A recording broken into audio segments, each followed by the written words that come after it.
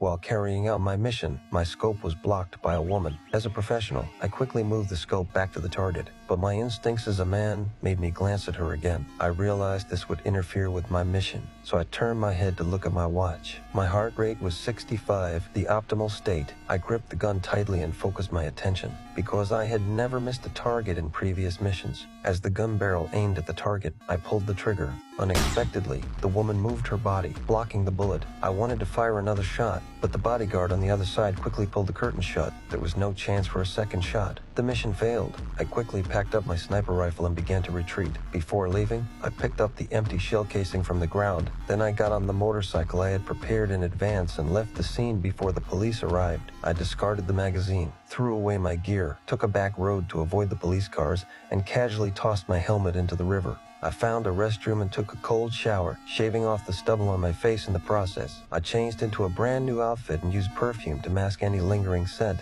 This transformed me into an ordinary traveler. I then hailed a taxi by the roadside and headed to the airport. Before entering the airport, I threw the last gun I had into a trash can. Even though I was so cautious, I was still worried that the police dogs might detect the gunpowder smell during security check, so I carefully looked around and quietly left the line. After arriving at the restroom, I washed my hands thoroughly again. While tidying up the sink, I decided to throw away my watch as well. After that, I bought a new ticket under a fake name. This allowed me to pass through security smoothly. I then reported the failed assassination mission to my superiors. After the call ended, I removed the SIM card and crushed the phone with my foot. Even after boarding the plane, I remained on high alert. I actually noticed a suspicious man in a suit and glasses. While I was processing the transfer procedures, the man in the suit reappeared in my field of vision. Years of professional training told me this man in a suit was a threat, so I decisively abandoned this flight and decided to stay at the airport for the night before leaving. At the hotel, I asked the waiter to bring me dinner, but I wasn't interested in the food on the plate. After the waiter left, I quickly locked the door, then picked up the plate cover and glass, placed the glass on the doorknob,